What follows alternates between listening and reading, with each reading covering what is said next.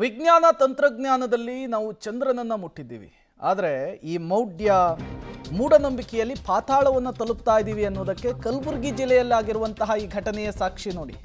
ದೆವ್ವ ಹಿಡಿದಿದೆ ಅಂಥೇಳಿ ಮಹಿಳೆಯ ಮೇಲೆ ದೌರ್ಜನ್ಯ ಮಾಡಲಾಗಿದೆ. ಬೇವಿನ ಕಟ್ಟಿಗೆಯಿಂದ ಮಹಿಳೆಯನ್ನು ಹೊಡೆದು ಹತ್ಯೆಗೈಯಲಾಗಿದೆ. ಆಳಂದ ಪಟ್ಟಣದ ನಿವಾಸಿ ಮುಕ್ತಾಬಾಯಿ 29 ವರ್ಷ ಪಾಪ ಹತ್ಯೆಯಾದಂತಹ ಮಹಿಳೆ. ಮಹಾರಾಷ್ಟ್ರದ ಗಿಡ್ಡೆಪ್ಪನೊಂದಿಗೆ ಮದುವೆ ಆಗಿರುತ್ತೆ ಇವರಿಗೆ. ತಲೆ ಸುತ್ತು ಬಂತು ಅಂಥೇಳಿ ಮನೆ ಬಳಿ ಬಿದ್ದಾಗ ದೆವ್ವ ಹಿಡಿದಿದೆ ಅಂಥೇಳಿ ಹಲ್ಲೆ ಮಾಡಿಬಿಟ್ಟಿದ್ದಾರೆ. ಗಿಡ್ಡೆಪ್ಪನ ಸಹೋದರ ಸಂಬಂಧಿಕರಿಂದ ಮುಕ್ತಾಬಾಯಿ ಮೇಲೆ ಹಲ್ಲೆ ಆಗಿದೆ. ಕಲಬುರಗಿ ಜಿಲ್ಲೆಯಲ್ಲಿ ಇದೆಂತಹ ಮೌಢ್ಯ ಅಂಥೇಳಿ. ಪಾಪ ಇವರೇ 29 ವರ್ಷ. ತಲೆ ಸುತ್ತು ಬಂದಿದ್ದವ್ರ ಪ್ರಾಬ್ಲಮ್ಮ ಇಲ್ಲ, ಬಿದ್ದಿದ್ದವ್ರ ಪ್ರಾಬ್ಲಮ್ಮ ಇಲ್ಲ. ಬಿದ್ದಾಗ ಆಸ್ಪತ್ರೆ ಕರ್ಕೊಂಡು ಹೋಗ್ಬೇಕಿತ್ತು, ಏನಾಗಿತ್ತು ಅಂಥೇಳಿ ಚಿಕಿತ್ಸೆ ಕೊಡಿಸ್ಬೇಕಿತ್ತು. ಅದನ್ನು ಬಿಟ್ಟರು ಬೇವಿನ ಕಟ್ಟಿಗೆಯಿಂದ ಹೊಡೆದಿದ್ದಾರೆ.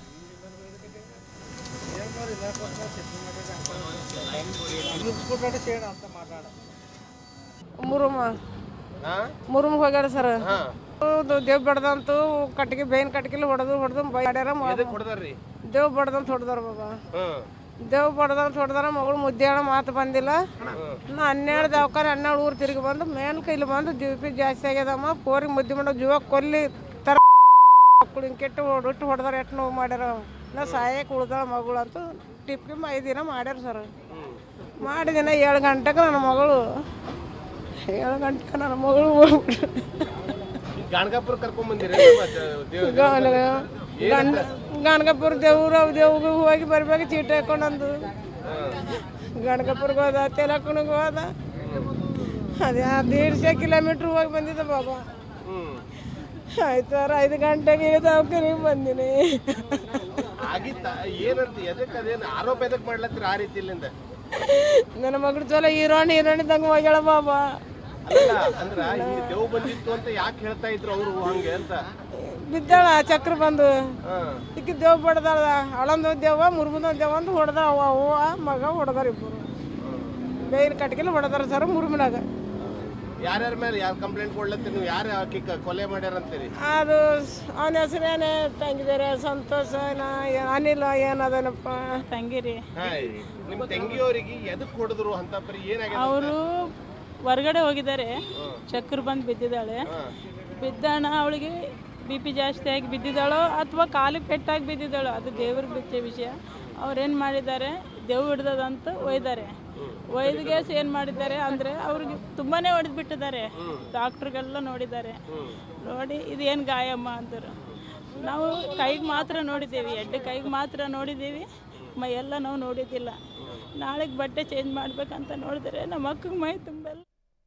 ಮತ್ತಷ್ಟು ಡೀಟೇಲ್ಸ್ ಕೊಡೋದಕ್ಕೆ ನಮ್ಮ ಪ್ರತಿನಿಧಿ ಪ್ರವೀಣ್ ನೇರ ಸಂಪರ್ಕದಲ್ಲಿ ಜಾಯಿನ್ ಆಗಿದ್ದಾರೆ. ಪ್ರವೀಣ್, ಇಂತಂಬ ಕಾಲದಲ್ಲೂ ಕೂಡ ದೆವ್ವ ಪಿಶಾಚಿ ಕತೆ ಹೇಳ್ತಾರೆ ಅಂದರೆ ಹೆಂಗೆ ನಂಬೋದು ಅಂಥೇಳಿ. ಇದು ಮೌಢ್ಯದ ಪರಮಾವಧಿನ ಅಥವಾ ದೆವ್ವದ ಹೆಸರಿನಲ್ಲಿ ಮಾಡಿರುವಂತಹ ಕೊಲೆನಾ? ಏನು ಡೀಟೇಲ್ಸ್ ಸಿಗ್ತಾ ಇದೆ ಪ್ರವೀಣ್? ಪ್ರೇಮ್, ಏನಂದರೆ ತಂತ್ರಜ್ಞಾನ ಎಷ್ಟೇ ಮುಂದುವರೆದ್ರೂ ಕೂಡ ಮೌಢ್ಯಗಳು ಯಾವ ರೀತಿಯಲ್ಲಿ ಜನಸಾಮಾನ್ಯರಲ್ಲಿ ಬಿತ್ತಿವೆ ಅಂತ ಹೇಳಿ ಸಾಕ್ಷಿ ಅಂದರೆ ಈ ಒಂದು ಕೊಲೆ ಪ್ರಕರಣ ಅಂತಾನೆ ಹೇಳ್ಬೋದು ಸದ್ಯ ಈಗ ಮೇಲ್ನೋಟಕ್ಕೆ. ಯಾಕಂತಂದರೆ ಕಲಬುರಗಿಯ ಆಳಂದ್ ತಾಲೂಕಿನ ಒಂದು ಪಟ್ಟಣದ ನಿವಾಸಿಯಾದಂತಹ ಮುಕ್ತಾಬಾಯಿಯನ್ನು ಮಹಾರಾಷ್ಟ್ರದ ಮುರುಮ್ ಜಿಲ್ಲೆಯ ಒಂದು ಗಿಡ್ಡೆಪ್ಪ ಎಂಬುವನಿಗೆ ಒಂದು ಮದುವೆ ಮಾಡಿಕೊಟ್ಟಿರ್ತಾರೆ 6 ವರ್ಷಗಳ ಹಿಂದೆ. ಕಳೆದ ಒಂದು 15 ದಿನಗಳಿಂದಲೂ ಕೂಡ ಆಕೆಗೆ ದೆವ್ವ ಬಡಿದಿದೆ ಅಂಥೇಳಿ ಪದೇ ಗಂಡನ ಮನೆಯವರೆಂದರೆ ಆಕೆಯ ಮೇಲೆ ಬೇವಿನ ಕಟ್ಟಿಗೆಗಳಿಂದ ಹಲ್ಲೆಯನ್ನು ಮಾಡಿರ್ತಾರೆ. ಅದರಲ್ಲೂ ಕೂಡ 2 ದಿನಗಳ ಹಿಂದೆ ಅಂದರೆ ಅವರ ಕುಟುಂಬಸ್ಥರಿಗೂ ಕೂಡ ಕರೆ ಮಾಡಿ ನಿಮ್ಮ ಮಗಳಿಗೆ ದೆವ್ವ ಹಿಡಿದಿದೆ ಅಂಥೇಳಿ, ಹೀಗಾಗಿ ನಾವು ಬೇವಿನ ಕಟ್ಟಿಗೆಗಳಿಂದ ಒಂದು ಹಲ್ಲೆ ಅಂದರೆ ಹೊಡಿತಾ ಇದ್ದೀವಿ, ಹೊಡೆದು ದೆವ್ವ ಬಿಡಿಸ್ತಾ ಇದ್ದೀವಿ ಅಂತ ಹೇಳಿ ಮಾಹಿತಿಯನ್ನು ಕೂಡ ಕೊಟ್ಟಿರ್ತಾರೆ. ಆ ಸಂದರ್ಭದಲ್ಲಿ ಆಕೆಯ ತಾಯಿ ಯಾವುದೇ ಕಾರಣಕ್ಕೂ ಹಲ್ಲೆ ಮಾಡಬೇಡಿ, ನನ್ನ ಮಗಳಿಗೆ ಬೇಕಾದಂತಹ ಒಂದು ಬೇರೆ ದೇವಸ್ಥಾನ ಅಥವಾ ಚಿಕಿತ್ಸೆ ಕೊಡಿಸೋಣ ಅಂತ ಹೇಳ್ತಾರೆ. ಅದಾದ ಬಳಿಕ ಏನಂದರೆ ನಿನ್ನೆ ಕಲಬುರಗಿಯ ಗಾಣಗಾಪುರ ದತ್ತಾತ್ರೇಯ ದೇವಸ್ಥಾನಕ್ಕೂ ಕೂಡ ಆಕೆಯನ್ನು ಕರ್ತರ್ತಾರೆ. ಆ ನದಿಯಲ್ಲಿ ಸ್ನಾನ ಕೂಡ ಮಾಡಿಸ್ತಾರೆ.